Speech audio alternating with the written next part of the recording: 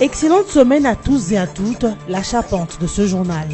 Deuxième jour d'ouverture des bureaux de réception et de traitement des candidatures pour les élections provinciales. Pas d'engouement dans les BRTC de Kinshasa comme du Kasaï oriental. À peine quelques candidats viennent retirer les formulaires à remplir pour un éventuel dépôt. Bientôt, Jean-Pierre Bemba va obtenir un passeport diplomatique après sa demande au bureau du Sénat congolais qui, à son tour, a saisi le ministère des Affaires étrangères. Ce dernier ayant répondu favorablement, F. Bazaïba, secrétaire général du MLC, s'en réjouit et pense qu'étant sénateur congolais, Jean-Pierre Bemba doit recouvrer ses droits. Enfin, 49 blessés, dont le vice-président Constantino Chiwenga, sur le bilan de l'explosion au Zimbabwe, à la fin du meeting tenu par le président Emerson Mnangagwa, qui s'en est sorti sain et sauf, car visiblement visé par cette explosion. Le président de la République, Joseph Kabila Kabange, reste très engagé à aider la jeunesse sportive congolaise dans la modernisation et la construction des infrastructures sportives du pays. C'est ce qu'a dit son directeur de cabinet, Némi Mouilania Wilonja, à la délégation provinciale de Olomami, venue lui parler d'état d'avancement des travaux du stade de Kamina, samedi 23 juin à Kinshasa. Le directeur du cabinet du chef de l'État a confirmé la contribution personnelle du chef de l'État pour l'achèvement du nouveau stade moderne d'une capacité de 15 000 places à Kamina, chef-lieu de la province du Olomami. Le ministre provincial des Finances de Olomami, Moulongo Mouepou Norbert, exprime sa satisfaction. C'est un stade qui avait été financé dans le temps et dont les travaux continuent tant bien que mal avec les moyens propres de la province du Olomami. Le stade est au niveau de finissage. Nous avions voulu l'inaugurer au 30 juin. Mais comme les moyens ne suffisaient pas, c'est ainsi que nous avions souhaité toquer ça et là. Et le chef de l'État, spontanément, il a répondu. Il a dit, je suis un enfant du terroir et je peux aussi contribuer à la construction ou aux travaux de finissage de ce stade-là. Le stade est presque à 60%, 70% terminé.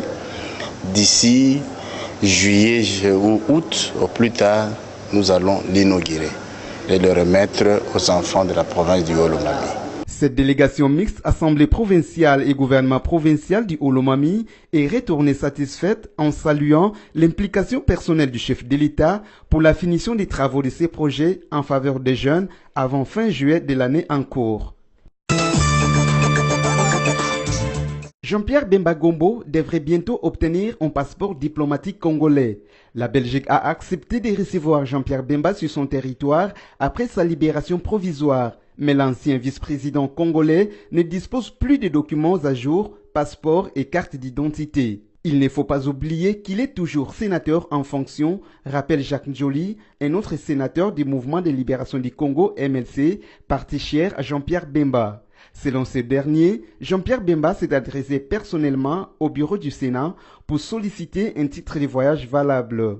Et le bureau de cette chambre a saisi le ministère des Affaires étrangères qui a répondu favorablement. Comme tous les parlements du pays, le sénateur Jean-Pierre Bemba a droit à un passeport diplomatique, fait savoir le service des communications du ministère des Affaires étrangères à Kinshasa. Dans sa réponse au président du Sénat, Léon Kingo Adondo, le vice-premier ministre en charge des Affaires étrangères, Léonard Okitundu, assure avoir instruit l'ambassade de la RDC en Belgique.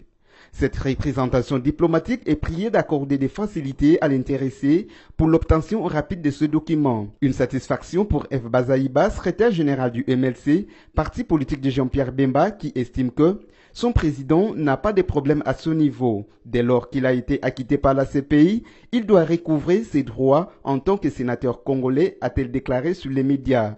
La Chambre d'appel de la Cour pénale internationale, CPI, avait décidé le 8 juin 2018 d'acquitter le sénateur et ancien vice-président de la République démocratique du Congo. Il séjourne actuellement en Belgique. Jean-Pierre Bemba pourrait retourner à La Haye le 4 juillet prochain pour connaître son sort. Plus de 171 bureaux de réception et traitement des candidatures pour les élections provinciales sont ouverts depuis le dimanche 24 juin 2018. À Kinshasa, pas d'engouement à ce deuxième jour dans les BRTC. Les candidats députés provinciaux retirent timidement les formulaires afin de les remplir pour un éventuel dépôt. Même timidité dans la province du Kasaï oriental, précisément dans la ville de Mbujimayi, où quelques candidats viennent retirer les formulaires. Plusieurs attendent le dernier jour pour se précipiter au BRTC, comme ça a toujours été le cas. Lors de la convocation de l'électorat par la CENI et l'ouverture de BRTC, Corneille Nangaa a martelé sur le comportement citoyen des candidats, notamment l'inviolabilité des installations de la CENI, le 200 mètres d'éloignement à observer par les militants accompagnateurs de candidats. Le président de la centrale électorale a aussi signifié que 6 millions d'électeurs radiés du fichier électoral ne seront pas acceptés comme candidats. Et la caution payée en 2015 par certains candidats va être remboursée. Corneille Nangaa Yobelio a également annoncé l'ouverture des bureaux d'octroi de duplicata des cartes d'électeurs dans les BRTC. Ce